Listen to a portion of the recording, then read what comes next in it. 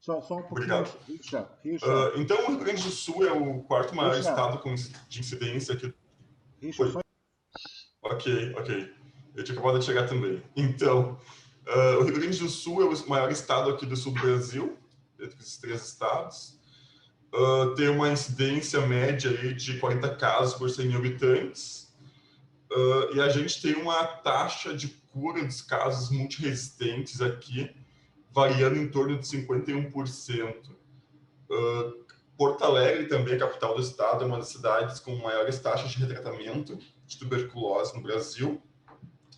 Aproximadamente 30% dos casos, eles vão iniciar um retratamento para tuberculose.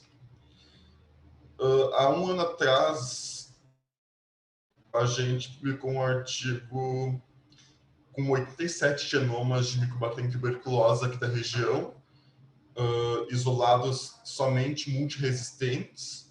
Conseguimos avaliar a transmissão, identificamos uma alta taxa de transmissão entre essas cepas de Mycobacterium. Também conseguimos identificar alguns casos pré-XDR, alguns casos XDR envolvidos nessas cadeias de transmissão. Contudo, a gente sentiu a necessidade de um estudo mais amplo, onde a gente tivesse uma amostra representativa da população e também incluísse amostras com outros perfis de resistência que não só MDR, para a gente tentar entender melhor como é que está ocorrendo essa resistência aqui no estado. Aqui só resultados desse outro manuscrito, onde a gente publicou, mostrando cadeias de transmissões importantes, envolvendo indivíduos na comunidade, também algumas envolvendo indivíduos encarcerados. E aí agora, esse trabalho que a gente está finalizando agora, onde nós fizemos um estudo baseado em população. Então, nós incluímos 305 cepas de Mycobacterium tuberculose resistentes aqui do estado, coletadas entre 2011 e 2014. Esse N ele representa um pouco mais, 75% de todos os casos resistentes identificados no laboratório central do estado. E essas amostras, a maior parte delas eram MDR, 70% MDR. Só um pouquinho. Aqui a porcentagem está errada. Daí uma outra parte monoresistente à isoniazida e uma pequena parte poliresistente com outros perfis de resistência. Primeiramente, então, a gente fez uma análise quanto à predição de resistência utilizando o sequenciamento não completo. Nós observamos bons valores de predição aí para as principais drogas de primeira linha. E um fato que chamou atenção foi a identificação de 22 amostras que eram resistentes, que eram sensíveis à rifampicina no MGIT e que a gente encontrou algumas mutações no gene RPOB.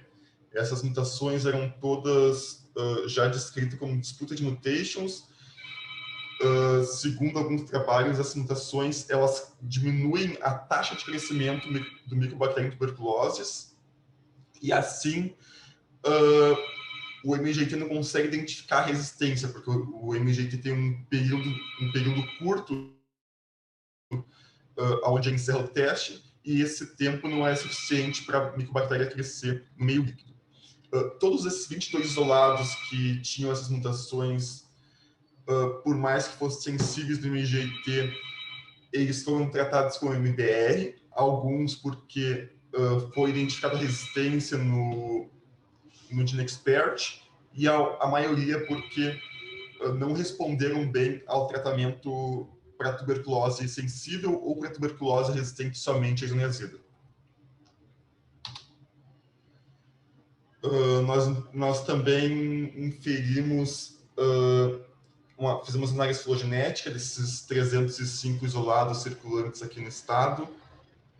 Nós identificamos 28 clusters, incluindo 168 isolados. Então, a maior parte desses isolados estavam em clusters. E quando a gente vai observar a clusterização pelos diferentes perfis de resistência, a gente nota que o dado mais preocupante é quanto a tuberculose multiresistente. 73% dos isolados multidrug-resistentes, eles foram agrupados em clusters. Os 3 principais clusters que nós temos aqui, que envolveram mais de 60 pacientes, todos eles são majoritariamente formados por cepas MDR. A gente identificou diversos clusters, incluindo indivíduos da comunidade, onde moravam próximos, também alguns clusters provenientes de instituições prisionais, e isso mostrando, então, uma alta taxa de transmissão recente da tuberculose nessa população. A gente plotou os dados no mapa, a gente consegue identificar que a maior parte dos casos resistentes aqui no estado eles se concentram na região metropolitana de Porto Alegre, da capital, bem como os isolados em clusters. A gente mensurou também a distância média entre os pacientes que tinham as cepas em clusters, nos 5 maiores clusters, e a gente constatou que, estatisticamente, era menor a distância em quilômetros entre a residência desses pacientes que residiam próximos, comparado com a residência de pacientes não clusterizados, o que confirma um pouco nossos dados ali mostrando diversos links epidemiológicos identificados entre isolados provenientes de pacientes que moravam no mesmo bairro, na mesma rua, que a gente teve vários casos. Um dos clusters que a gente identificou, o cluster 3, era um cluster que apresentava uma mutação bem diferente, não tinha sido relatado na literatura ainda. A gente, então, publicou um trabalho agora poucos meses atrás, um trabalho que já vinha em andamento aqui no estado há algum tempo, onde nós escrevemos essa mutação. É uma mutação de 12 nucleotídeos no gene RPOB. Essas cepas, então, contidas nesse clusters, a maior parte era proveniente de indivíduos encarcerados, e essa mutação confere um alto grau de resistência à rifampicina. A gente identificou por MIC altos valores de resistência. A maior parte dessas cepas eram relacionadas ao CIT 863, que é um sporigotyping já descrito aqui na região pelo nosso grupo, incluindo alguns que estão presentes aqui, o João, o Miguel, o Felipe. Então, a gente também mostrou nesse trabalho uma docagem molecular, onde a gente mostrou de forma empírica a consequência dessa mutação de 12 nucleotídeos na RNA polimerase. Identificamos também, via análise empírica, que essa mutação ela causa uma diminuição da interação da RNA polimerase com a rifampicina. Como eu falei, a maior parte desses isolados eles pertenciam a indivíduos encarcerados, porém também indivíduos da comunidade estavam presentes nessa cadeia de transmissão, o que é um dado preocupante, mostrando essa cadeia mútua, então, entre indivíduos encarcerados e indivíduos da comunidade, essa transmissão que vem sendo alimentada, então. Então, esses foram alguns dados que a gente obteve neste trabalho. Esse artigo ainda está sendo editado, a gente pretende submeter em algumas semanas ou poucos meses.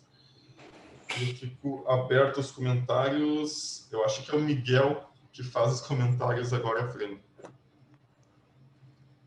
Então, os dados... Miguel, é você então. Eu me confundi para variar. Desculpa. O João Miguel. O João é na próxima. Exato. Bom dia, quer dizer, sim, para vocês bom dia, para nós é boa tarde. Desculpem o meu atraso, peço desculpa não ter apresentado o Richard quando ele começou na sua apresentação. Tem sido um dia difícil, acabei de vir da reunião nacional, da Comissão Nacional por causa da vacinação do Covid, isto tentar chegar de um lado ao outro, atrasei-me. Ainda por cima estamos no início do nosso inverno, está a chover imenso aqui em Lisboa, apesar de ser tudo virtual, neste caso teve que ser presencial. Mas, antes do mais, parabéns ao Richard, à sua apresentação, que fui acompanhando através do telemóvel, e ao trabalho, e obviamente uma saudação muito especial a todos os amigos e colegas que estão nesta sessão e da Rede TV, com muita saudade que temos de todos, que tenho de todos, e espero que nos consigamos rever ao vivo e a cores em breve.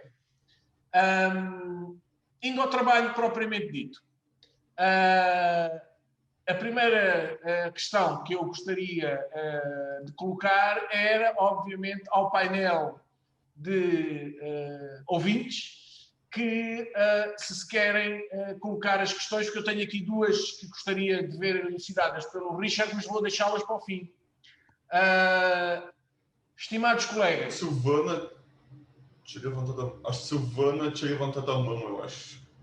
Pronto, para além de estarem a mandar parabéns ao Richard, que me parece muito justo, ou levantam a mão, ou, que eu não consigo ver-vos todos, mas quem quiser colocar questões, está tudo muito silencioso. Então, Silvana, pode começar, então. Onde é que está a Silvana? Eu não encontro. Estou aqui, calma aí. Eu não sei onde é que eu estou, não. Estou perdida.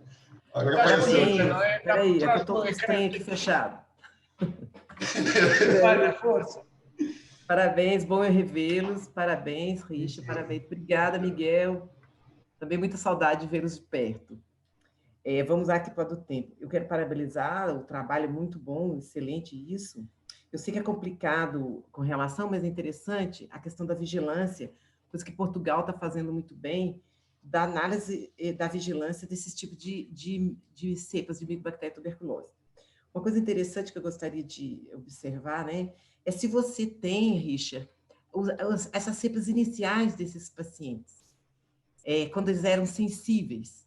A gente não tem isso, mas vocês têm algum, essa primeira pergunta, que seria interessante na cadeia de vigilância, que eles eram sensíveis. Eles eram resistência primária ou secundária desses clusters, né? Porque quando a gente olha, é interessante o seu trabalho, que ele mostra os grupos, realmente proximidade, casas, mas quem era primeiro, né? Aquela pergunta, nas cepas prévias, se você tem elas, que eu acho que quem guarda cepas, às vezes tem, não sei se vocês têm, se são as mesmas que elas mutaram, que é um trabalho interessante, que eu acho que é só para chamar atenção, e se essa resistência desses grupos era resistência primária ou secundária, desses grupados. Eu queria saber se você tem essas definições, sei que não é o objetivo, mas como nós estamos trabalhando nessa questão epidemiológica e vigilância, seria interessante essa questão. É isso. Parabéns, muito obrigada. Obrigada, Fran. Obrigado, Silvana. Então, quanto à primeira pergunta, nós tínhamos aqui, como a gente está junto do LACEN aqui no Rio Grande do Sul, anteriormente a gente tinha a gente poderia ter cepas sensíveis. Hoje a gente já não tem mais esse banco, como um grupo aqui resolveu focar em tuberculose resistente, a gente não buscou essas cepas sensíveis na época. Então, agora, a gente não consegue mais essas cepas, o banco dessas cepas. Isso foi uma falha nossa. Quanto à segunda pergunta, quanto ao perfil dessas, se os pacientes dessas cepas eram casos primários ou resistência adquirida, a maior parte deles era adquirida. Porém, a gente tem um percentual, uns 30% de casos novos. Contudo, esse dado é um pouco complicado porque foi baseado em dados secundários, CIT-TB, SINAM, alguns dados do GAL também. Só que a gente tem muita dificuldade em obter dados fidedignos para essa informação. Então, esse dado é um dado que eu estou tentando dar uma olhada um pouco mais a fundo, mas é um dado bem sensível para nós, porque a gente tem essa problemática. É muito difícil a gente ir nos 305 prontuários e procurar isso, e utilizando dados secundários é bem complicado. Eu fiz um cruzamento dessas bases de dados que a gente tem disponível, conseguimos resolver bastante coisa. Para você ter uma ideia, se eu fosse olhar essa pelo SINAM, 70% a 80% seriam casos novos. Cruzando com o CIT-TB e com o GAL, a gente tem uma média de 30%. Contudo, a confiança nesse dado ainda é um pouco sensível. Mas a relação casos novos e clusters, ainda nós temos que fazer. Eu acho que vai ser interessante a gente obter esse panorama. Quanto dos casos novos estavam clusterizados? Eu até teria essa informação aqui, mas não consegui achar aqui agora. Mas realmente esse é dado importante. Obrigada, Richard. De nada. Então, eu aproveito exatamente porque uma das perguntas que eu tinha aqui para colocar ao Richard tem a ver exatamente com o facto de, e na sua apresentação ficou bem claro, do ponto de vista da epidemiologia molecular e parte da epidemiologia de campo, o trabalho está feito.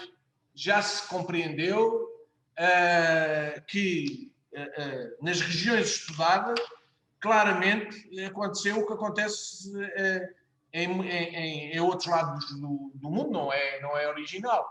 Mas agora está claramente demonstrado que as cadeias de transmissão privilegiam, há um privilégio para certas cepas que têm uma estrutura, têm uma característica genómica que ainda não conseguimos perceber, mas a tuberculose não é toda igual. Okay? E algumas delas transmitem-se mais e algumas delas tendem a ser mais resistentes, ou tendem a adquirir mais o fenómeno de resistência. A minha primeira pergunta era se estes dados epidemiológicos estão agora a ser atendidos, se tem havido uma boa recepção do lado da vigilância, porque isto só faz sentido se agora estes dados forem interpretados por quem está no terreno, pela Clínica e Saúde Pública. Isto porquê? Porque estas cepas que aqui foram bem descritas, e até do ponto de vista molecular, até a própria mutação prevalente na rifampicina já foi descrita, ela tem um comportamento que obriga a que o sistema de saúde trate estes doentes de uma forma diferente, precoce e personalizada, porque senão eles vão transmitir. Por um lado, vão transmitir e complicar cada vez mais a dinâmica de transmissão. Por outro lado, não vai haver sucesso terapêutico porque vamos continuar com o esquema clássico que claramente é ineficaz. Portanto, todo este trabalho que agora está demonstrado e é evidente tem tido uma consequência do lado da vigilância, do lado da saúde pública, no contexto do Rio Grande do Sul e, obviamente, de toda a região de Porto Alegre e limítrofe, porque ela é bem mais complicada. Esta era a primeira questão, depois eu queria complementar com outra. Mas, Richard, como é que tem sido a recepção do sistema de saúde? Então, quanto a essa troca entre a pesquisa e a vigilância, algumas coisas a gente tem conseguido passar. Eu estou inserido hoje dentro do Centro Estadual de Vigilância e Saúde aqui do Estado, e isso tem facilitado um pouco.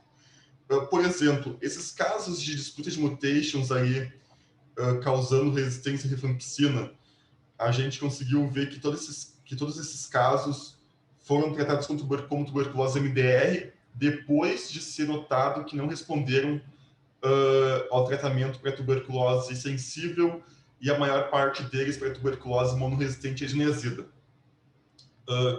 Esse ponto em específico a gente conseguiu levar para o serviço.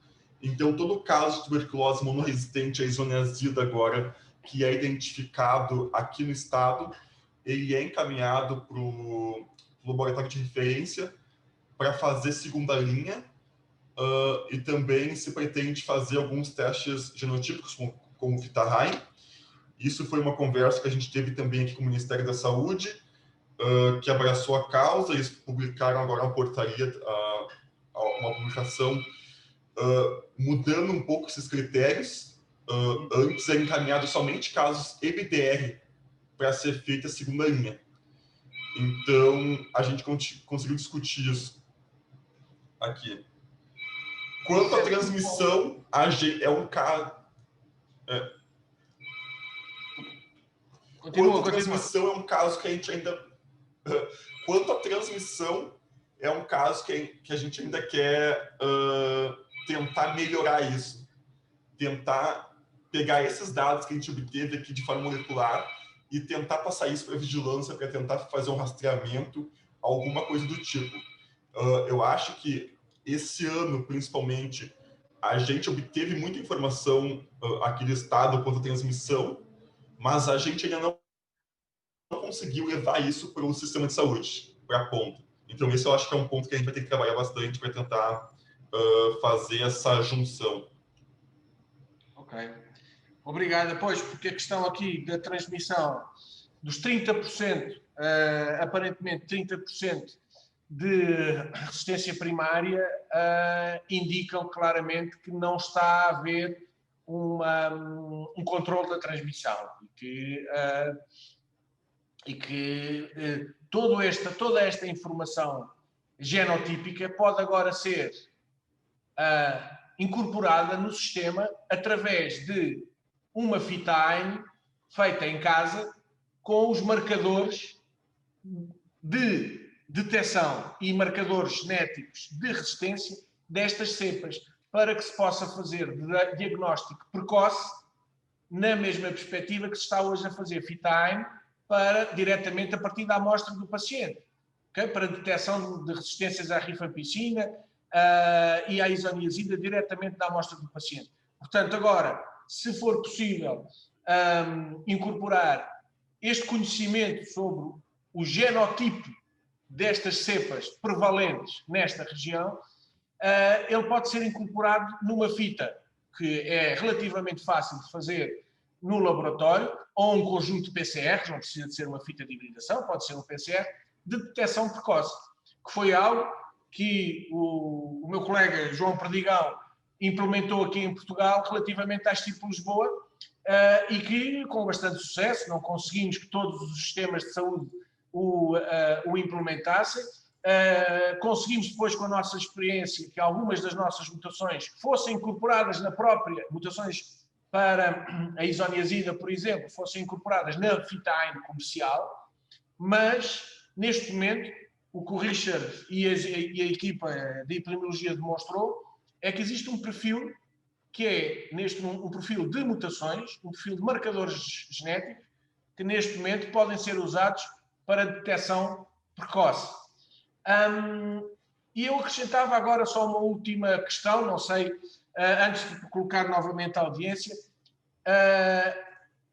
relativamente à terapêutica de segunda linha, como é que tem sido a resposta em termos de aquisição de resistência. Ou seja, o esquema terapêutico de segunda linha nestas cepas tem-se mostrado eficaz, ou neste momento também começa agora a haver uma progressão de aquisição de resistências para a segunda linha que tem que ser acompanhada? A gente tem alguns casos de tuberculose resistentes à segunda linha aqui no estado já. Aquele outro artigo que a gente fez no começo do ano, ele mostrou alguns casos de tuberculose pré-XDR, XDR, casos XDR, inclusive, que tinham disputa de mutations, faziam aqui o MGT, ele dava monoresistente à estenazida, e na verdade era XDR, com mutações para as drogas de segunda linha, já estava recebendo tratamento XDR, e tinha esse gap na identificação. Esse foi um dos casos que a gente identificou, um caso pontual que a gente identificou, que levou a essa discussão das disputas de mutations aqui no estado. Então, sim, a gente já tem um número considerável de casos de XDR, alguns envolvidos em cadeias de transmissão já. Eu acho que esse é um dos pontos mais importantes agora para nós aqui no estado, é focar nesses casos de XDR, tentar identificar as cadeias de transmissões para interromper elas, né? É isso mesmo, é isso mesmo. É porque neste momento é possível fazer prevenção, e é possível fazer vigilância personalizada, ou vigilância de precisão, ok? Porque cada um desses casos é um caso que deve ser vigiado de forma não transversal, mas personalizada. Cada um destes casos, uma vez detectado no laboratório, deve ser agora acompanhado de uma forma muito precisa, do ponto de vista molecular e do ponto de vista de saúde pública. Por isso, muito obrigado, Richard, muito obrigado a todos. Fico muito contente de ver que Obrigado, Miguel. se está a aplicar muito, eu costumo sempre dizer a mesma coisa, muitas das asneiras que nós fizemos aqui em Portugal, que a África do Sul fez nas cepas da KwaZulu-Natal, que Nova Iorque também fez nos surtos de tuberculose multiresistente, não estão a ser repetidos, pelo menos no Brasil, pelo menos em algumas regiões do Brasil, e que a epidemiologia molecular e a biologia molecular estão a ter aqui um papel muito importante na vigilância e na prevenção da transmissão e na aquisição da resistência. Por isso, uma vez mais, os meus parabéns, mas antes de roubar mais tempo, perguntava à audiência se tem mais alguma questão para colocar ao Richard.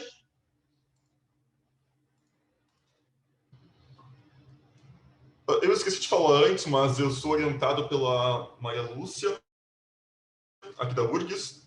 Eu faço doutorado aqui na URGS, né? Os meus orientadores são, então, o João Perdigão e a Fran. Apesar de eu ser daqui da URGS, eu tenho trabalhado, então, aí na UFRJ com o professor Afrânio, fazendo essas análises. E o nosso foco agora, ele é tentar ter um panorama nacional da ocorrência da estrutura genômica do Mycobacterium tuberculosis nos diferentes estados, nas diferentes regiões, tentar entender também esse perfil de transmissão. Ainda são poucos estudos que fazem essa análise de precisão de transmissão utilizando a WGS. Então, a gente pretende entender um pouco de algumas outras regiões, como é que está ocorrendo a transmissão, quais são as bases moleculares da resistência.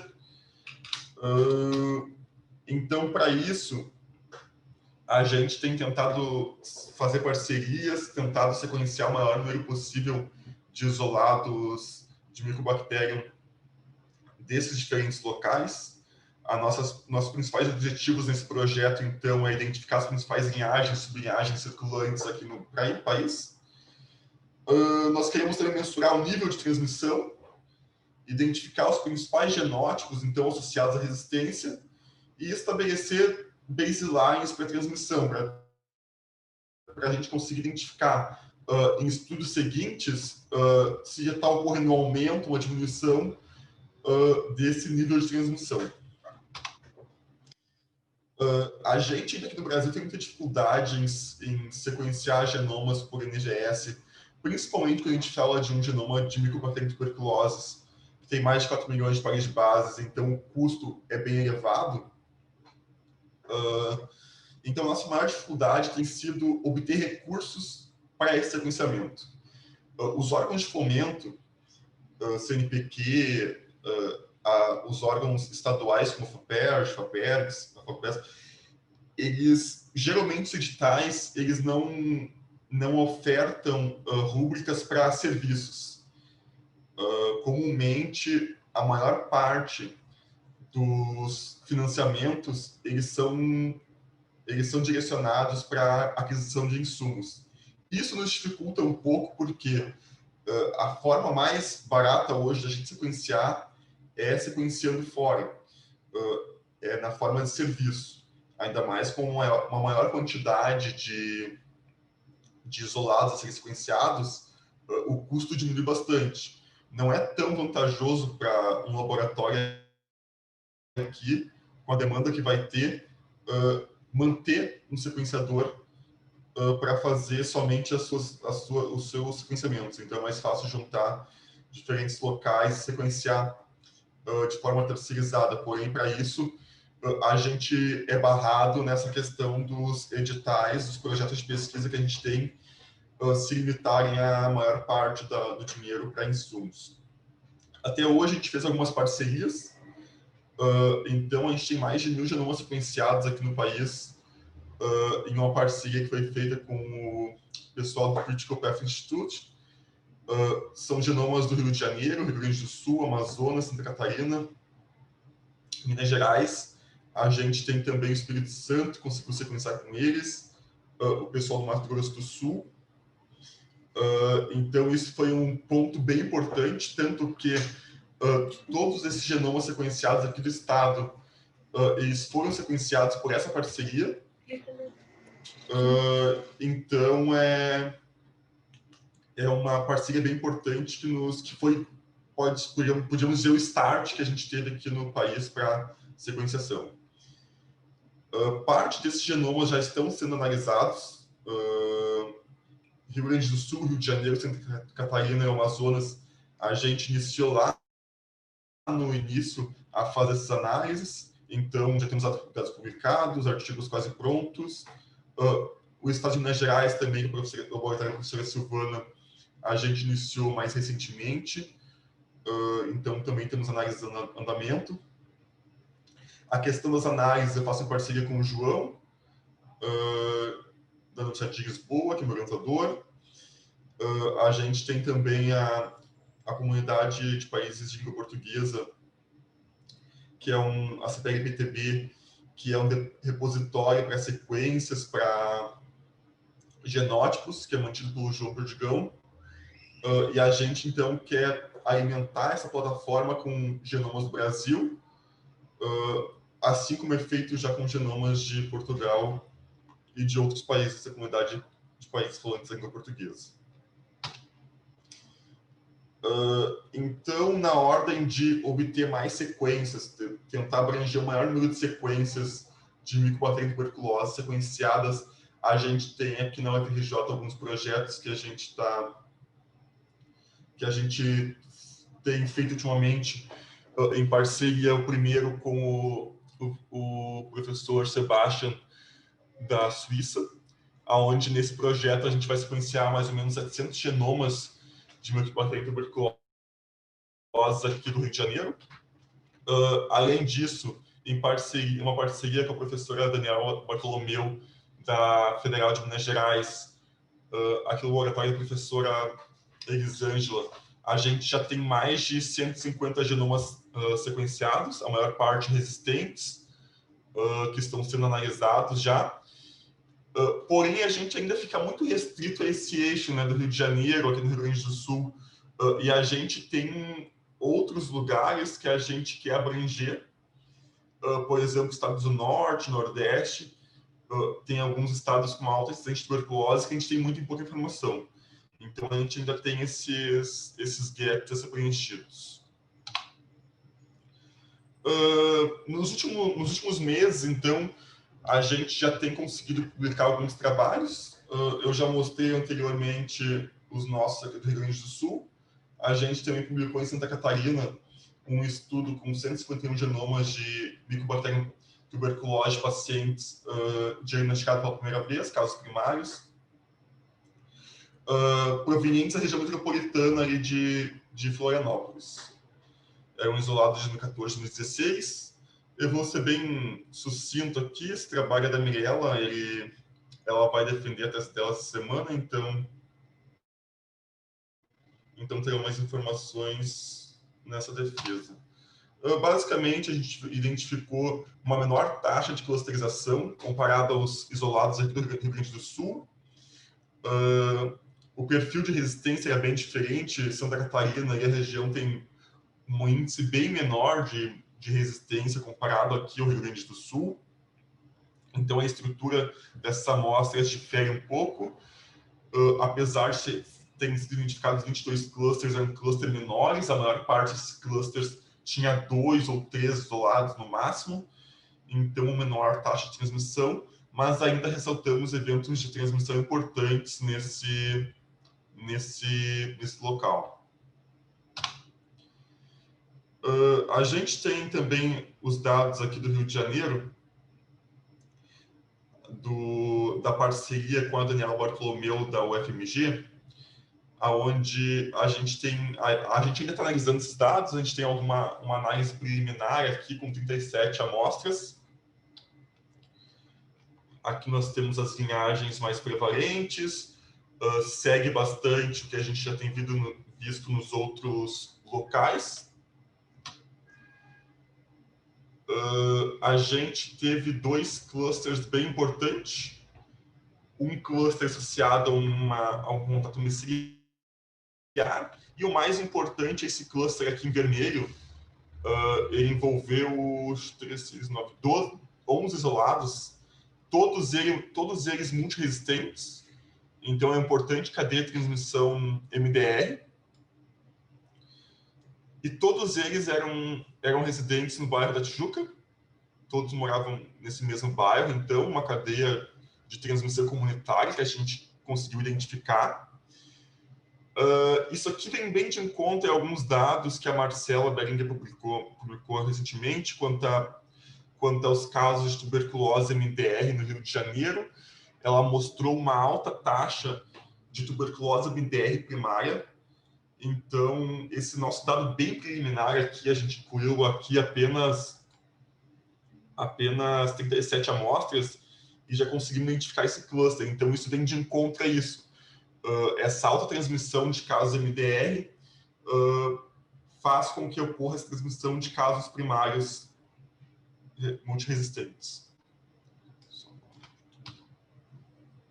Então, aqui, quanto ao perfil de resistência, a gente também tinha outros casos MDR nessa amostragem. Os outros casos eram outros perfis de resistência.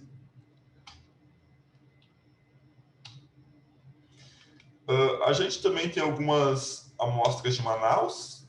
A gente tem 68 isolados sequenciados em Manaus. É uma região proveniente de uma instituição com uma alta carga de coinfecção, tuberculose HIV. A gente observa um pouco uma pequena diferença quanto à estrutura genômica. A gente tem em 68 isolados, a gente teve 2 cepas classificadas como linhagem 1, o que difere um pouco aqui da região sul, ali da região do Rio de Janeiro.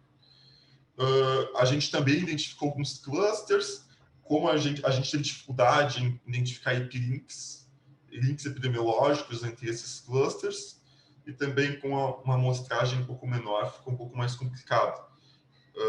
Mas importantes clusters aqui, principalmente esse cluster envolvendo 6 isolados. A gente não tinha uma taxa tão grande de tuberculose resistente aqui nessa amostragem, porque não era proveniente de um centro de referência para tuberculose resistente. Era proveniente de uma amostragem de um local com alto tratamento para tuberculose com infecção com HIV. Além disso, a gente tem alguns outros trabalhos que a gente vem fazendo. A gente tem, em parceria com os demais estados que têm amostras sequenciadas, nós pretendemos analisar a heterorresistência, fazer uma associação com possível co-infecção HIV. Santa Catarina também teve uma análise tentando relacionar alguns polimorfismos de genes relacionados à síntese de ácidos glicólicos com o pior desfecho. E as perspectivas desse trabalho, a gente quer incluir mais estados nessa análise. A gente precisa de uma amostra mais abrangente e realizar um inquérito nacional, então, da incidência da tuberculose no Brasil, da estrutura genômica da tuberculose no Brasil. A gente quer ter uma foto mais fidedigna, tanto da transmissão quanto das bases moleculares da resistência, de forma mais individual em cada estado. E aí volta as nossas dificuldades, né? Que é conseguir recursos para sequenciar amostras de diferentes estados, mas a gente pretende, com diferentes parcerias, conseguir atingir esse objetivo.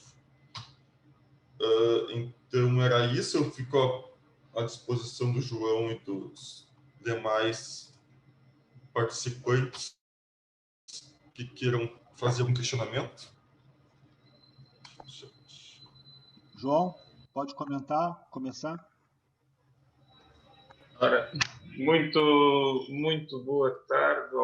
Aqui é boa tarde. O Sr. Miguel está-me a dizer adeus. Nós estamos aqui do mesmo lado do Atlântico, mas já não nos vemos já há muito tempo. Foi preciso encontrar-nos aqui numa reunião.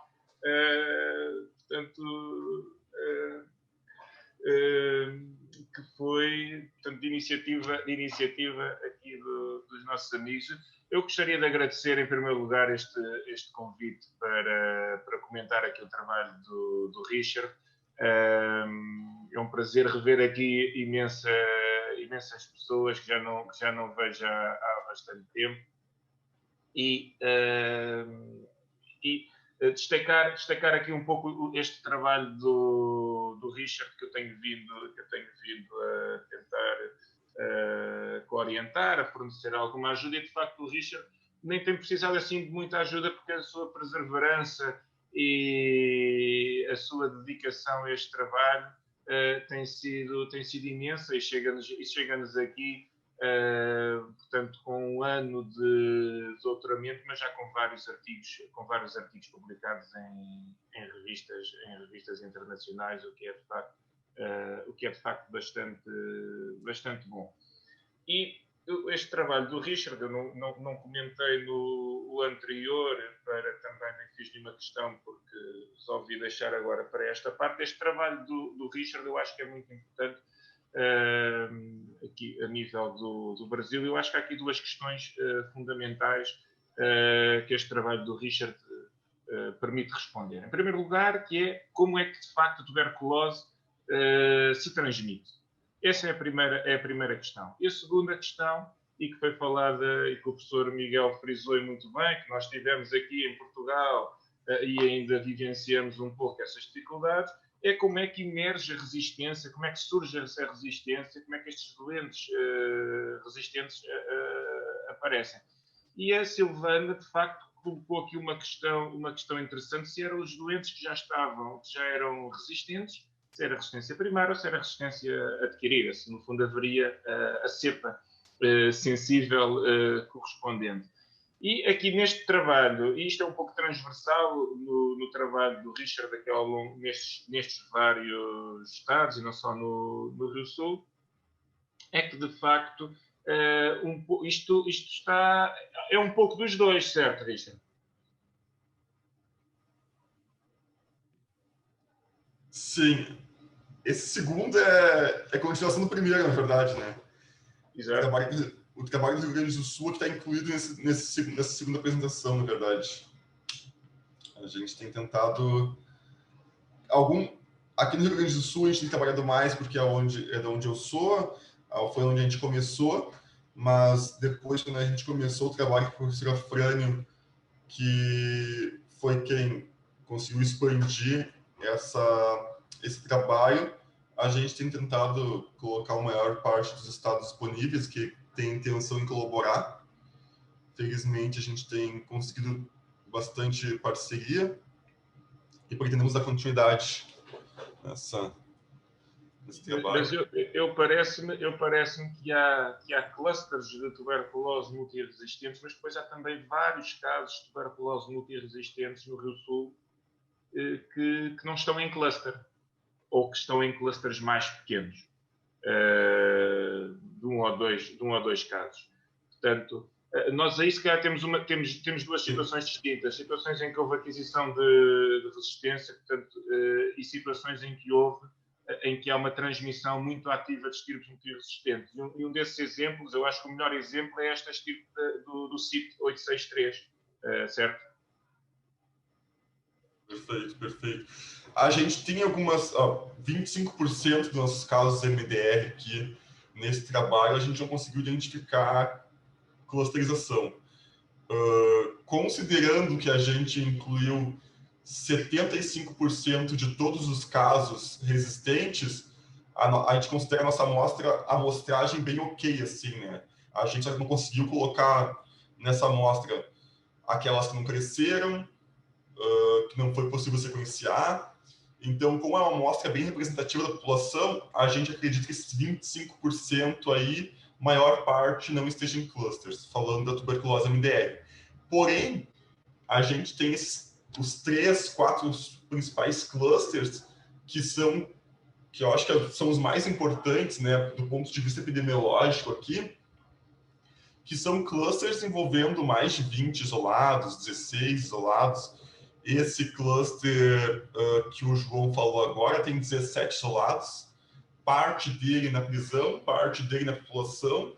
Então, a gente tem mais a preocupação que é uma cadeia de transmissão envolvendo a população e a população prisional, essa troca essa transmissão mútua, né?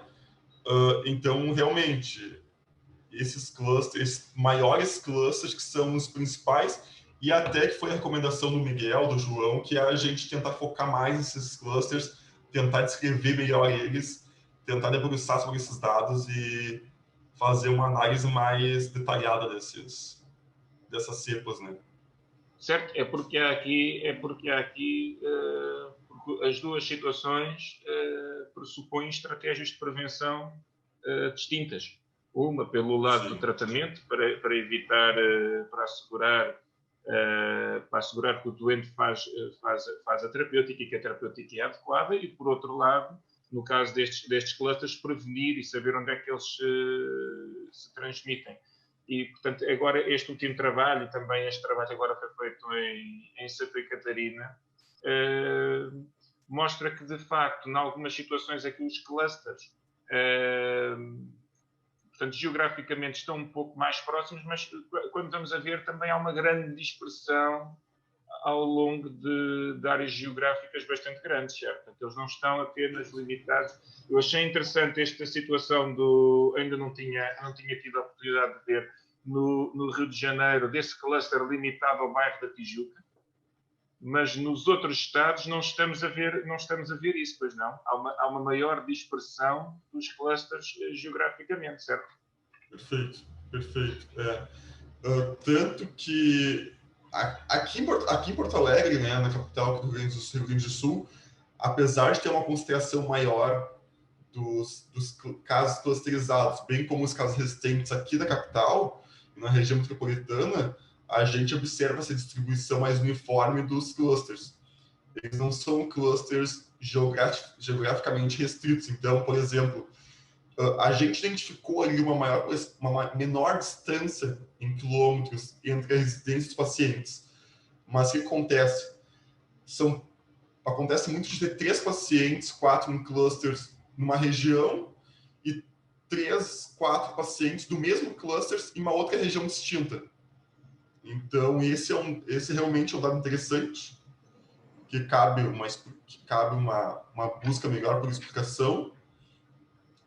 E também em Santa Catarina, ali que a gente observou, os clusters são menores, né? O maior cluster tem 1 ou 2 clusters que tem mais de 10 isolados, e os demais são todos com 2 ou 3 isolados apenas. A clusterização é menor. Porém, é difícil fazer uma comparação porque são casos, na maior parte, sensíveis, e nós aqui somente casos resistentes, né? E a gente nota que aqui no estado, pelo menos, a taxa de clusterização de casos MDR é muito superior. São 75% dos casos MDR clusterizados, em comparação com os outros casos resistentes que... Deixa eu ver se consigo pegar aqui. Nos outros estados, Pois, eu acho que também há aqui... 22%. Vamos ter alguma dificuldade, aqui uma dificuldade que eu acho que vai ocorrer neste trabalho, é que a nível da amostragem. Porque temos amostras mais focadas, pelo que eu pude perceber, amostras mais que incidem sobretudo em estirpes resistentes e outras que incidem em estirpes com outro perfil com um perfil mais vasto. Por exemplo, Santa Catarina, temos aqui isolados sensíveis e resistentes, não é? Sim, perfeito. Também a taxa de resistência em Santa Catarina é muito menor, né? Aquele estudo ali a amostragem foi baseada em população também, porque foi um estudo prospectivo, mas só incluía pacientes sendo diagnosticados pela primeira vez. Então, isso limitou um pouco a identificação de casos resistentes, porém a taxa de resistência é bem menor em Santa Catarina. Okay. Mas realmente, para fazer espalhamento, fica um pouco complicado. Certo. Neste ponto, temos apenas ainda uma visão estado a estado, certo? Destes estados que estão incluídos agora. Portanto, ainda não é possível perceber se há algum fluxo de estirpes entre os estados. Perfeito. O ideal é a gente tem feito essas análises isoladas, mas a intenção e o propósito da minha tese é fazer essa análise conjunta. Juntar todos esses isolados, quando a gente tiver um N mais representativo, com maiores regiões representadas, e aí sim fazer essa inferência de diferença de estrutura entre os estados e dessas migrações, né, de ciclos.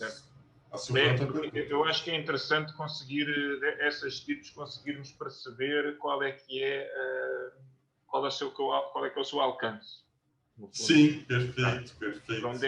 Por onde é que elas já dispersaram? Nós aqui em Lisboa já encontramos as nossas no Brasil, já encontramos no Reino Unido, já encontramos num país africano que nem sequer é um país de língua portuguesa, que era o último sítio no mundo onde eu estava à espera de encontrar as nossas tipos. Portanto, pode ser que algumas destas tipos sejam até internacionalmente mais importantes do que aquilo que agora temos noção.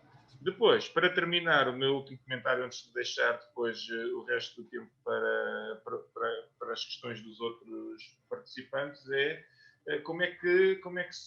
quais é que são os planos para este inquérito nacional de diversidade genómica? O Richard já falou aqui do problema dos recursos. É um problema grande. É porque estamos a falar de uma área tão vasta. Estamos a falar quase de um continente. Eu acho que isto nunca foi feito em lado nenhum a esta escala. Portanto, quais é que são os planos para levar isto adiante? Até o momento tem sido essa questão mais... apesar de a gente ter aqui o pessoal, tem a RedeTB, onde isso tem todo esse trabalho só está sendo possível graças à RedeTB, onde a gente tem pesquisadores do Brasil todo que mantém uma relação bem próxima, mas o trabalho ainda é muito regionalizado. São poucos estados que a gente já tem acesso, então aí a gente tem 7 estados no máximo agora. Eu acredito que algo vindo mais de cima da parte do Ministério, algum incentivo maior, nesse sentido seria a maior necessidade agora para a gente conseguir ter dispersar essa análise, conseguir A gente conseguir isolados de outros estados é tranquilo. A gente tem já alguns outros estados interessados que tem um banco disponível, porém a parte do recurso que é o nosso maior impedimento agora para conseguir tocar esse trabalho e abranger mais regiões. Então, acho que algo vindo mais centralizado do Ministério seria interessante para nós conseguir tocar isso, né? Sim, eu concordo, porque estes estudos aqui que têm estado a ser realizados, portanto, o Rio Grande do Sul, portanto, portanto, é aquele que tem o trabalho mais desenvolvido, também um pouco derivado de ter esta taxa enorme de multirresistência. Rio de Janeiro, Minas Gerais, Santa Catarina, isto são estudos que podem muito bem ser replicados agora noutros estados e dar informação extremamente relevante. Portanto, ainda restam alguns minutos e eu, portanto, vou deixar esse tempo para questões de outros participantes. Obrigado, João Pedigão. Obrigado, João. Eu chamo a Ana Cristina, que levantou a mão. Eu vou ser bastante rápido, porque eu vejo que tem Maico e Silvana também querem fazer perguntas, e em parte vocês já comentaram, porque era exatamente em relação à questão da amostragem, né? Não somente em termos de número, mas a seleção, assim, realmente definir quais as regiões vão ser, para fazer um estudo nacional, e que esse tipo de... Isso é bastante complexo, né? Não é somente fazer o cálculo do tamanho da amostra, mas sim quais regiões, né, seriam selecionadas, até porque imagino que vocês têm trabalho mesmo, né, para fazer todo esse sequenciamento e análise é bastante complexo, vocês não podem ter um número muito grande, e isso, sem dúvida nenhuma, acoplado com o que já falou Silvana antes, as informações epidemiológicas, clínicas do paciente, porque para a gente trazer isso para a nossa realidade, né, até do gestor, quanto isso é impactante, qual é realmente a prevalência da resistência no país. Então, assim, e até em termos da questão da transmissibilidade dos contatos, né? Qual a relação, qual é a capacidade dessas cepas, né, de serem transmitidas e se difundirem. Então, é mais sobre esse comentário, vocês já comentaram um pouco, então eu vou passar a palavra também para os outros colegas poderem perguntar. Obrigada, então, parabéns. Eu chamo o Maico, então. Maico, pode falar? Obrigado por conceder a palavra, professor. Parabéns, Richard, pelas duas apresentações muito boas. Isso vem a mostrar que o WGS, a gente pensa, sequenciamento completo de genoma é futuro, ele não é o futuro, ele é o presente. E hoje ele se mostra como uma necessidade em vigilância epidemiológica. A gente tem exemplos, por exemplo, do Reino Unido, por exemplo, onde o WGS é o melhor do meu conhecimento, o padrão de cuidado, é o Standard of Care.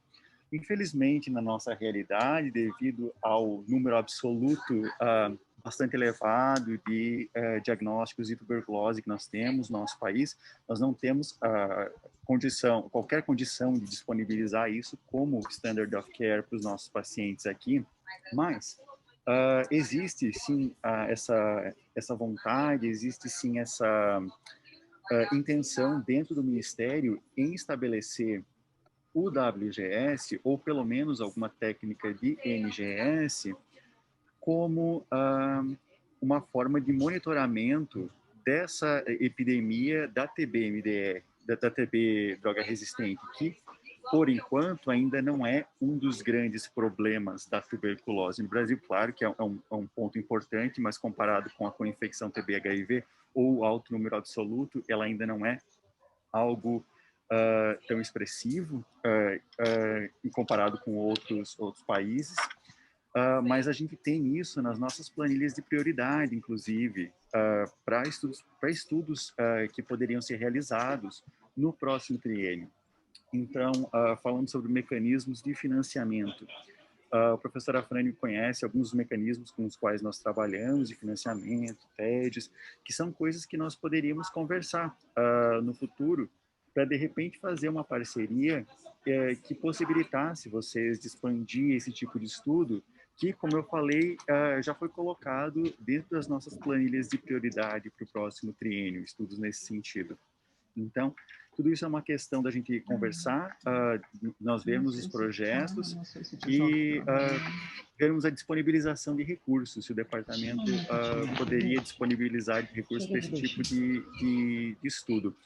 Aí uma pergunta mais específica que eu queria te fazer é em relação, duas, aliás, é em relação a qual é o custo por genoma que você tem hoje e qual seria o custo que você esperaria se você pudesse terceirizar esse serviço, no caso, porque pelo que eu entendo, vocês estão fazendo in-house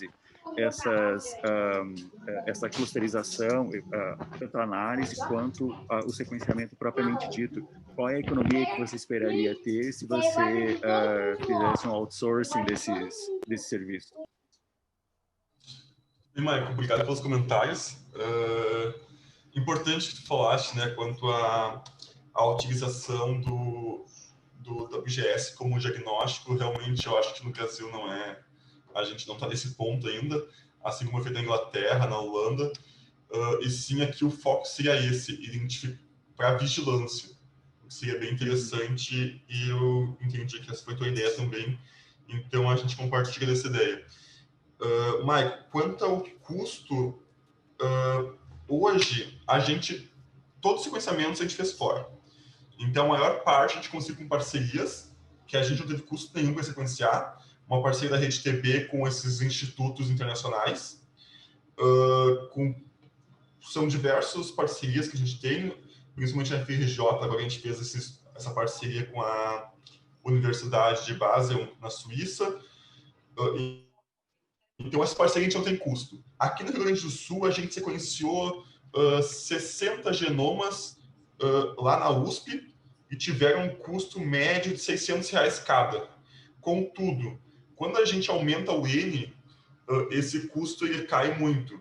A gente sequenciando de forma terceirizada, a gente pode ter um custo de R$200, até R$200 por genoma, por amostra.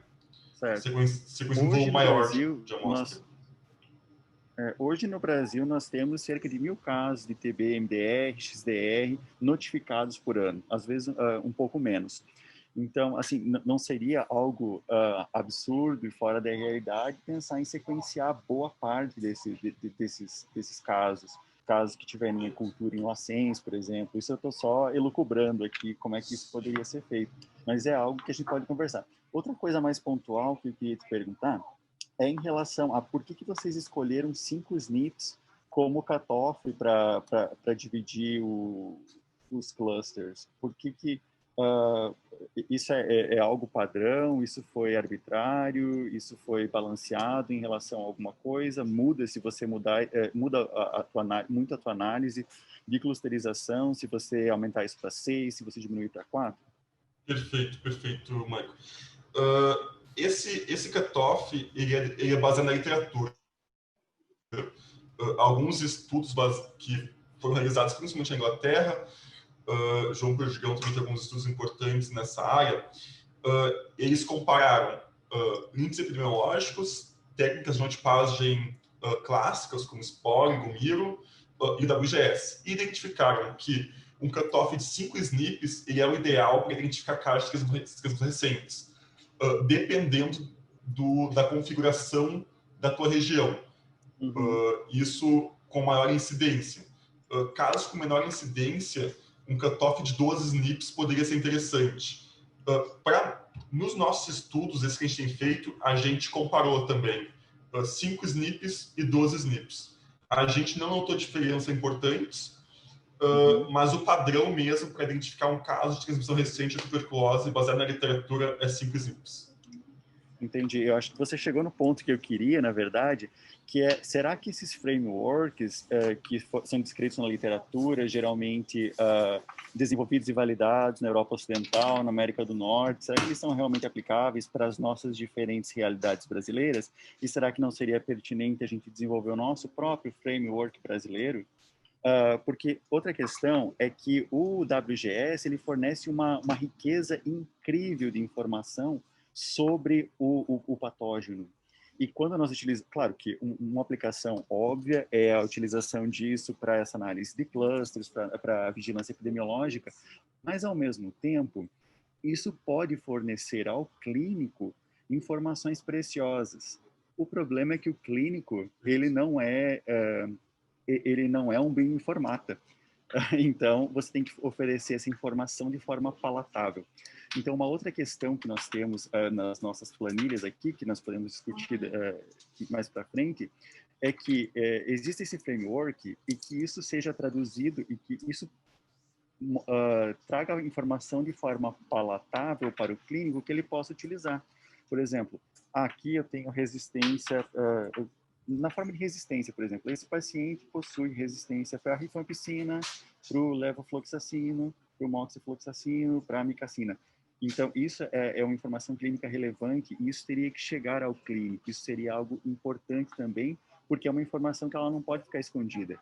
E mais, como é que essa informação genômica, em nível genômico, se correlaciona com o teste fenotípico? Então, tudo isso poderia ser incorporado no potencial estudo, que é ainda nessa ideia, já roubando demais o tempo de todo mundo aqui, peço desculpas, seria juntar esse banco de dados, porque vocês têm 1000 genomas, podem ter mais genomas, isso é um conjunto de dados muito grande que permite análise por machine learning, por de inteligência artificial, que isso poderia resultar na descoberta de novos SNPs, de novas mutações, que também causam resistência a fármacos já utilizados comumente, inferir resistência para resistências que ainda não são conhecidas e até prever resistência para medicamentos que estão sendo introduzidos agora no Brasil, como a betaquilina, a belanamida, que ainda não tem uso tão amplo no Brasil, certo? Então, acho que a gente tem que manter contato. Esse é um tema que é muito caro para mim e para a coordenação, e acho que nós devemos continuar essa conversa para verificar até, de repente, uma forma de financiamento de um projeto nesse sentido. Perfeito. Só um comentário quanto a essa parte de resistência. O nosso trabalho, ele abrange essas duas frentes. Apesar de aqui na apresentação ter mostrado mais a parte de transmissão, esse trabalho de análise quanto à relação fenotípica é muito feito. No Rio de Janeiro, a gente tem análise comparando sequenciamento com teste fenotípico, com testes rápidos, genotípicos. A relação com o clínico também é bem importante. Aqui no estado, eu tenho um contato muito próximo com a equipe clínica, a doutora Gisela, do Hospital Sanatório Partenon. Então, algumas vezes a gente já conseguiu resolver por WGS casos de pacientes que estavam com dificuldade em resolver. Um deles, essa paciente XDR, que no teste fenotípico ela mostrava só resistência cinesida, e a gente conseguiu com o WGS mostrar que ela era XDR. Então, a gente tem esse contato com o clínico e essa parte de genotípico, fenotípico em relação à resistência é muito feito. A gente faz bastante esse papel, realmente eu não mostrei aqui tanto, mas a gente trabalha essas duas frentes, né? Tanto a transmissão quanto a identificação de bases moleculares para resistência. E isso tem um impacto muito forte para nós quando a gente fala dos testes rápidos moleculares a serem implantados no país. A FitaRai, por exemplo, a gente sempre tenta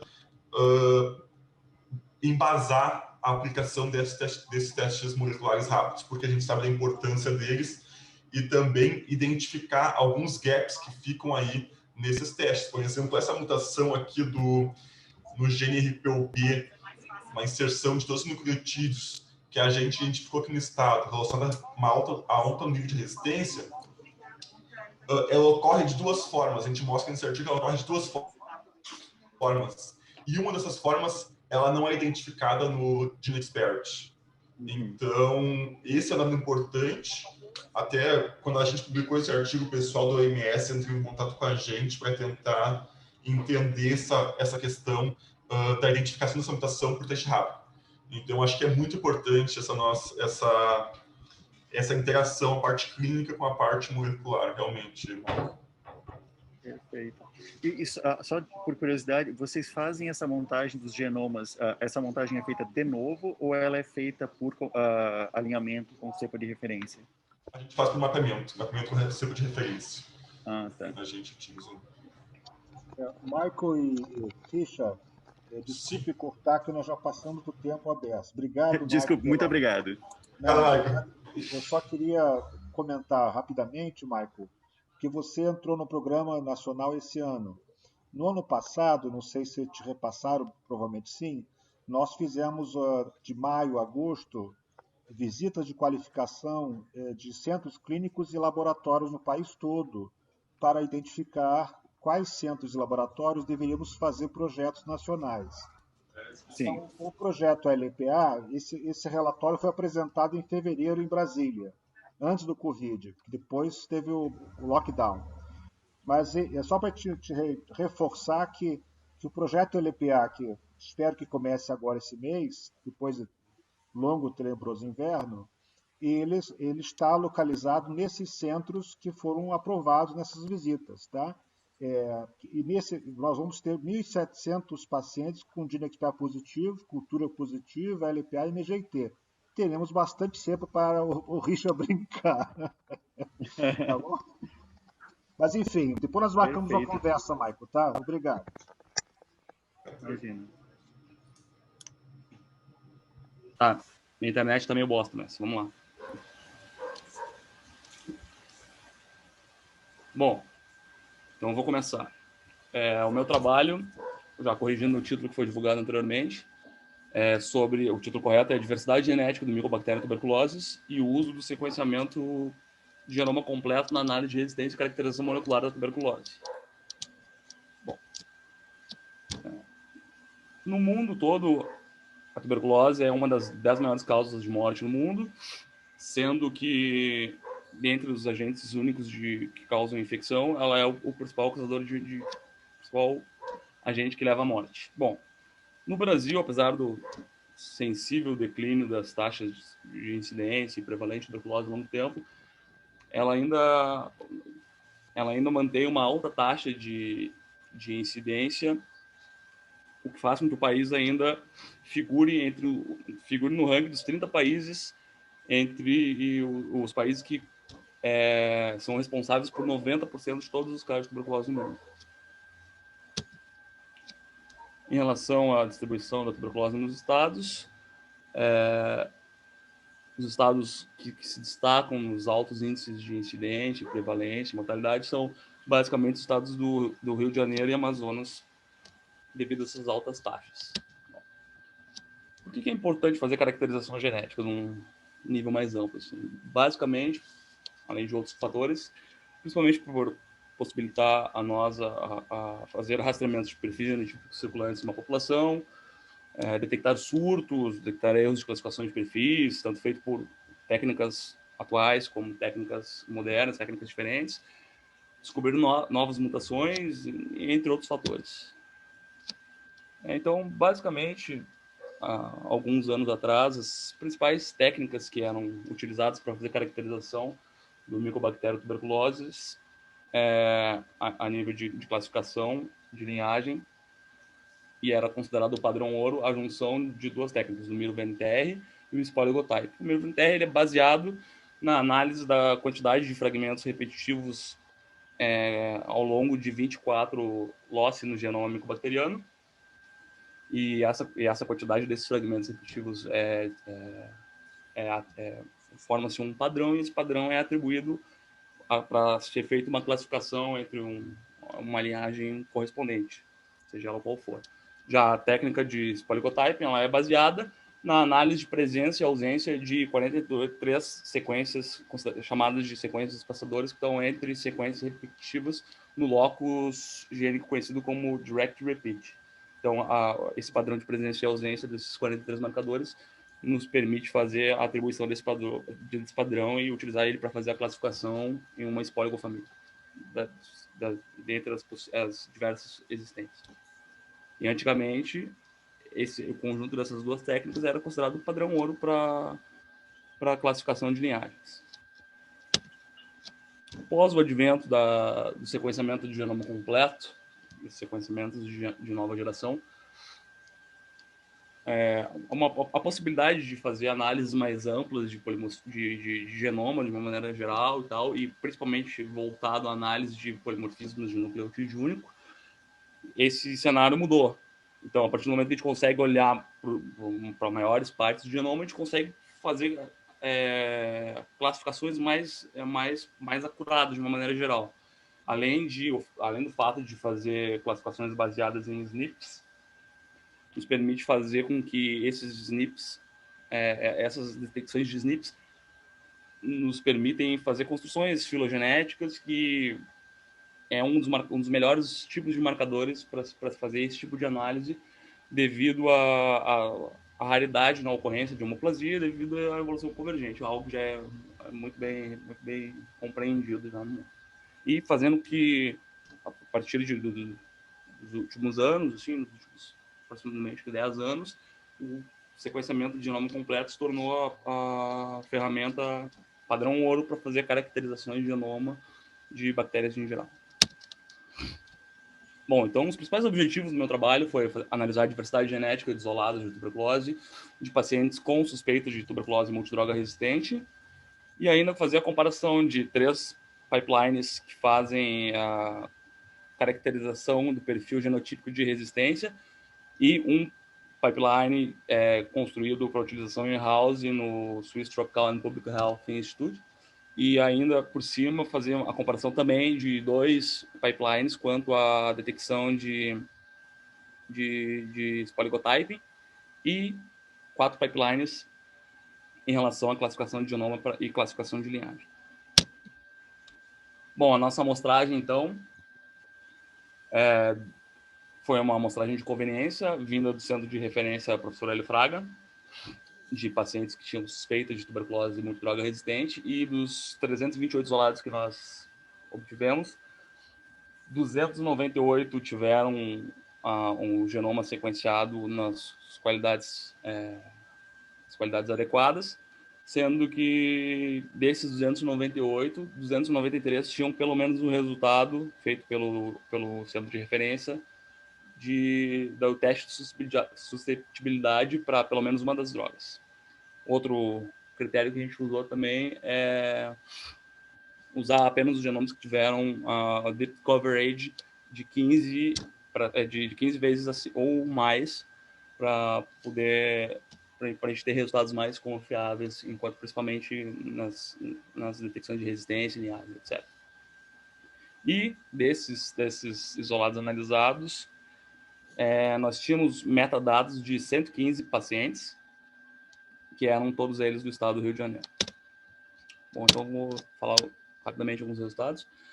Acerca da resistência fenotípica, a maioria, analisando 293 isolados que tinham pelo menos um teste de susceptibilidade disponível, a maioria foi considerado como realmente multidroga resistente, 53%, 22% suscetível e 7% pré-XDR, 3% XDR e 3% XDR, além das outras apresentações de resistência.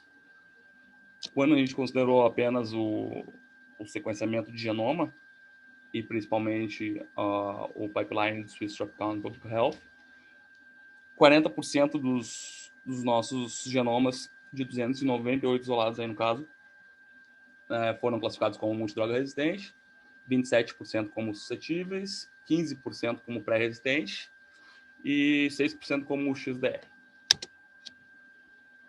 Bom, na avaliação total das mutações relacionadas com a aquisição de resistência utilizando o pipeline house, nós vemos que a frequência mais elevada das mutações relacionadas com a resistência às drogas de primeira e segunda linha que eram disponíveis no pipeline, foram as que encabeçavam o topo da lista, eram as mesmas mutações encontradas com maior frequência na literatura, e nos mesmos genes, S450 na RPOB, S315 no INH e assim por diante. Bom, a gente fez a comparação do desempenho da detecção de resistência dessas 4 ferramentas que foram utilizadas nesse trabalho, frente aos resultados fenotípicos que nós tínhamos disponíveis. Então, os critérios que a gente analisou, as características que nós analisamos foram sensibilidade, especificidade, valor preditivo positivo, valor preditivo negativo e acurácia. Então, ali marcado em verde são os resultados, além da divisão de cada um dos pipelines utilizados, marcado em verde está comparado entre os 4, os maiores valores. E os valores que foram, quando tiveram resultados iguais, os 2 foram marcados como sendo os melhores resultados obtidos na comparação entre os 4. Dessa comparação, então, teve o melhor, o que obteve os maiores índices de acerto foram o Pipeline House do Swiss Tropical Public Health, com 26 acertos, seguido por Microcrop Predictor com 19, TV Profiler com 13 e o quarto com 10. Bom, acerca então da genotipagem por sequenciamento genômico completo, nós fizemos uma reconstrução filogenética e a árvore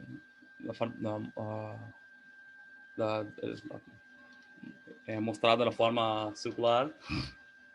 Nós utilizamos 293 genomas para fazer essa árvore, sendo que 5 isolados correspondentes a 1,6%, eles tiveram uma alta proporção de SNPs homo e heterozigotos. Então, esse tipo de genoma foi excluído para poder ser feita a árvore da maneira adequada. E, baseado na classificação pelo pipeline in-house, a maior frequência que a gente obteve foi dos isolados pertencentes à linhagem LAN, a linhagem 4.3, foi 52%. Seguida depois da linhagem 4.10, que veio PGG13, desculpa, e Harlem com 13,4%. Bom, ainda a árvore agora na apresentação vertical e ainda misturado com outros isolados de outros trabalhos que a gente tem em parceria, mas focando apenas nos isolados utilizados nesse estudo, nós fizemos uma estimativa de isolados que estão agrupados em prováveis surtos e ainda eu estou analisando os que são considerados clusters de fato, mas numa visão, sim, apenas considerando a topologia da árvore, a gente conseguiu identificar alguns grupos de prováveis surtos, e o mais frequente e o que tinha um mais numeroso em quantidade de genomas presentes na classificação de prováveis surtos foram os pertencentes à linhagem LAN.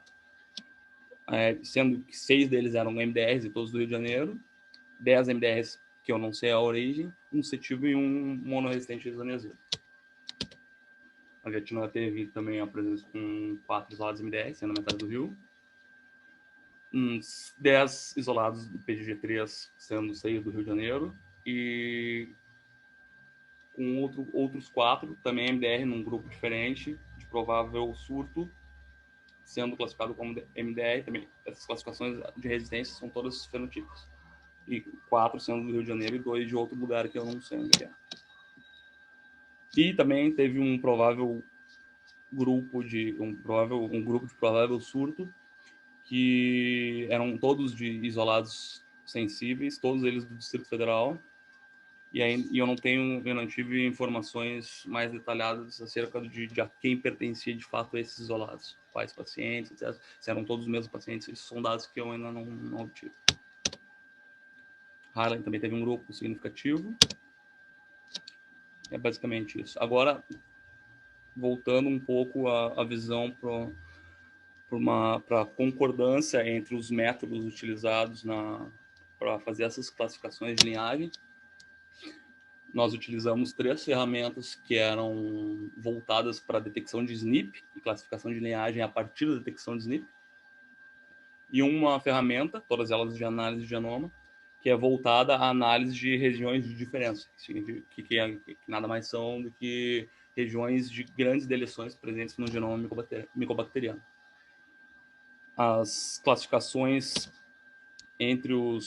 as correlações entre as classificações desses 4 pipelines obtiveram um índice kappa, um coeficiente kappa de 0,82, numa escala que é considerada acima de 80, significa que ela teve uma excelente correlação entre os métodos e basicamente os 3 métodos que são voltados à detecção de SNPs, eles tiveram essa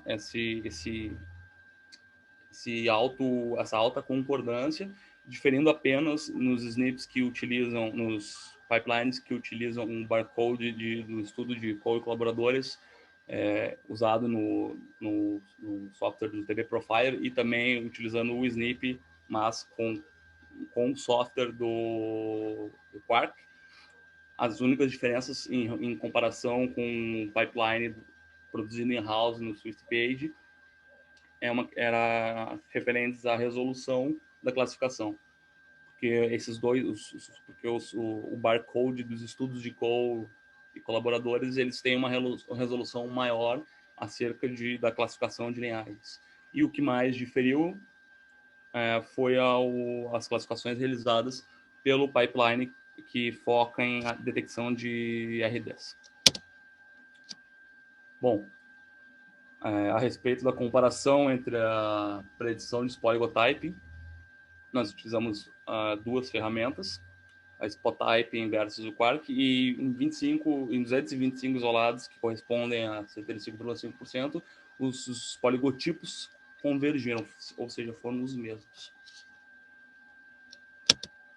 Bom, aqui está uma figura do dendrograma que eu construí utilizando os resultados obtidos pelo Spottype, e eu tive uma taxa de clusterização de 0,641, que foi maior do que a obtida pelo Quark, que foi de 0,537. Em relação a desfecho desfavorável, que nesse caso foi considerado óbito e falha de tratamento, o que a gente pode observar foi relacionado aos 115 amostras dos pacientes que nós tínhamos metadados. O que a gente conseguiu visualizar foi que, na maioria dos casos de óbito e de falha de tratamento, mutações que são relacionadas à resistência à rifampicina e isoniazida estavam presentes, e a linhagem LAN foi a mais frequente também entre esses dois desfechos. Bom, nós tivemos alguns pacientes que nós tínhamos genomas, 2 ou mais genomas deles, desse total de 115 que nós tínhamos metadados, e desses pacientes que nós tínhamos 2 ou mais genomas, em 8 pacientes, que totaliza 18 genomas, nós encontramos alteração ao longo do tratamento nos perfis de resistência, as mutações relacionadas com o perfil de resistência. Isso focando na resistência genotípica, porque na resistência fenotípica, infelizmente, nós não tínhamos nós não conseguimos obter lá no centro de referência todos os resultados de todas as resistências possíveis que eles fazem lá no centro de referência para todos esses isolados. Então, essa variação de resistência fenotípica a gente não conseguiu abordar de maneira mais profunda. Nessas diferenças de mudança de perfil mutacional, nós, no paciente, que eu nomeei como paciente 1,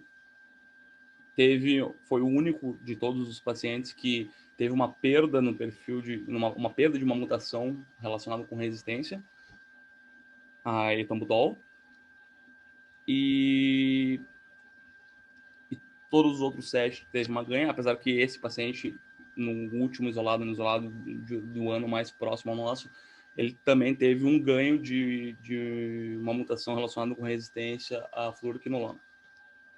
Sendo que esses 3 que eu circulei aqui, eles tiveram um flag lá do pipeline, que indica, que está em asterisco, que indica que nessa região relacionada, correspondente à mutação, nessa região genômica correspondente à mutação, foi detectado uma alta presença de heterozigoto de heterocalce, que é quando o alinhamento dos reads frente ao genoma de referência, todas as quantidades de reads presentes variam nas sobreposições que vai indicar a detecção de uma mutação específica. Então, quando não são todas, ou pelo menos é a minoria das mutações presentes em todos os vídeos que se sobrepõem quando há uma divergência, quando há uma proporção elevada nessas mutações detectadas. Isso é chamado de heterozygous cause. Então, nesses 3 casos, apareceu um flag para resistência, para mudança para detecção da resistência no paciente 1 para etambutol, no 4 para etambutol e no 6 para isoniazida.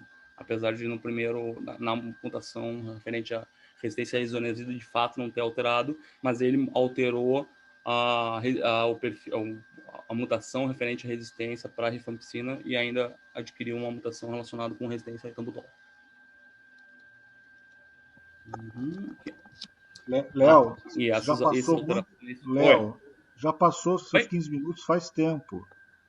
Dá para você, porque ainda falta o Felipe falar alguma coisa. Tá, não, mas tá acabando já. Posso continuar? Pode, claro. Eu não tô ouvindo. Tá, vou continuar. Então teve uma alteração também nos perfis de resistência, considerando a caracterização genotípica. E aqui na continuação da tabela também, apenas no paciente número 6, teve uma alteração também na classificação de linhagem, e é onde teve uma maior presença de heterosnips, quando considerado todos os heterosnips e homosnips ao longo do genoma. E também teve em um dos pacientes a alteração do tipo clínico de tuberculose, que mudou de lesão unicavitária, unilateral cavitária para lesão bilateral. E de todos esses pacientes que tiveram esse tipo de mudança, 5 dos 8, 5 tiveram desfecho em morte, 2 em 8. Então, para finalizar, a conclusão, assim, um arrazoado das conclusões principais é que a linhagem 4.3 foi a mais prevalente e mais envolvida em prováveis surtos e mais frequente em caso de óbito. O pipeline do Swiss TPage teve uma melhor performance na detecção de resistência de drogas de primeira e segunda linha. A classificação de linhagem entre os 3 principais, entre o Swiss TPage e o TB Profiler e o Quark usando o barcode do TB Profiler, foram os que tiveram total correspondência com a reconstrução filogenética. As mutações relacionadas com resistência à isoniazida e rifampicina estavam presentes na maioria dos casos que tiveram desfechos favoráveis. E as alterações de perfil de mutação relacionado com resistência, devido a ganho, pode ter sido devido a ganho na competição entre 2 cepas presentes em uma infecção, podendo ser ela mista ou só em casos de heterorresistência. Era isso.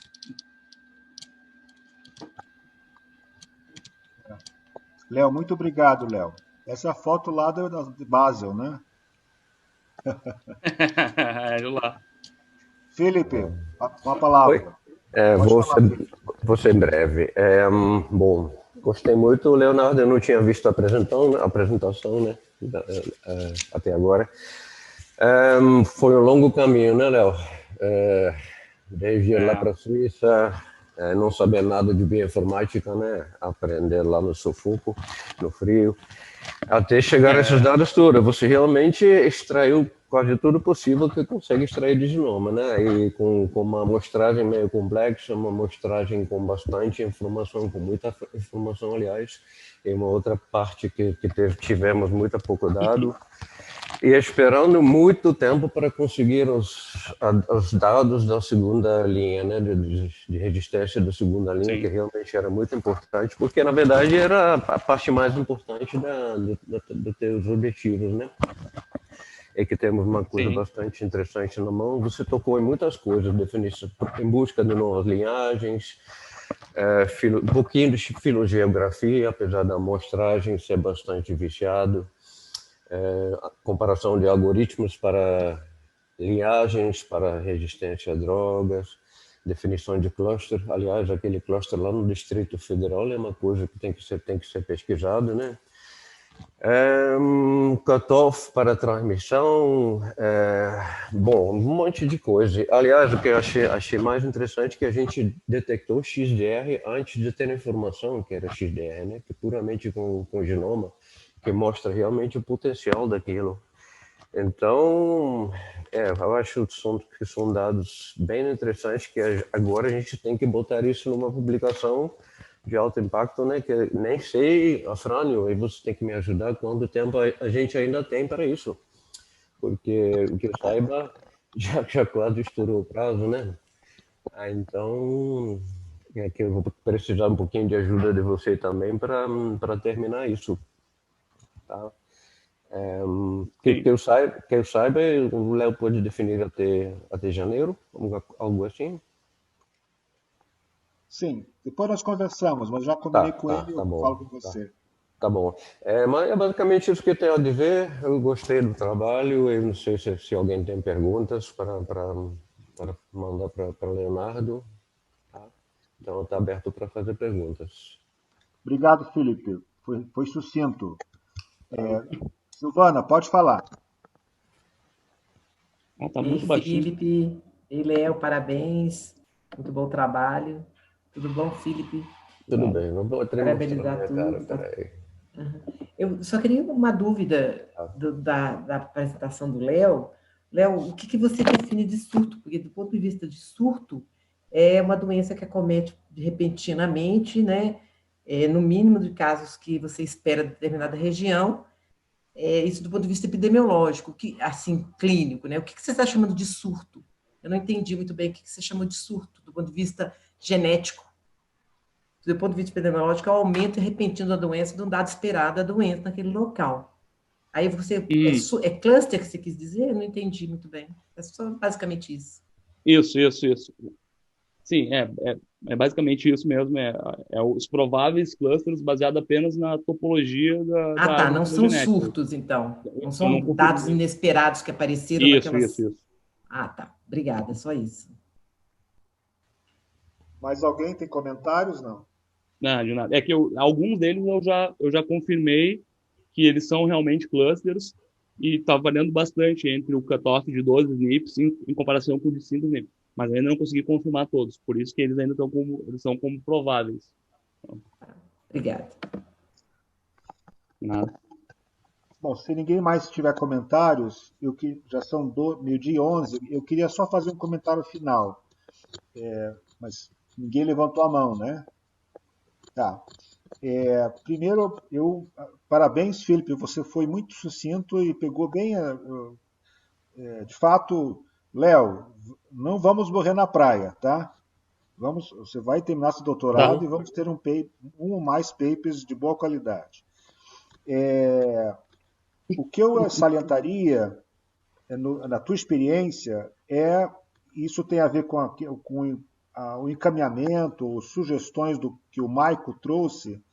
Daqui para frente, nós temos que mexer com WGS de cepas que tem informação clínica e que tem um bom laboratório que fez o MGT de qualidade.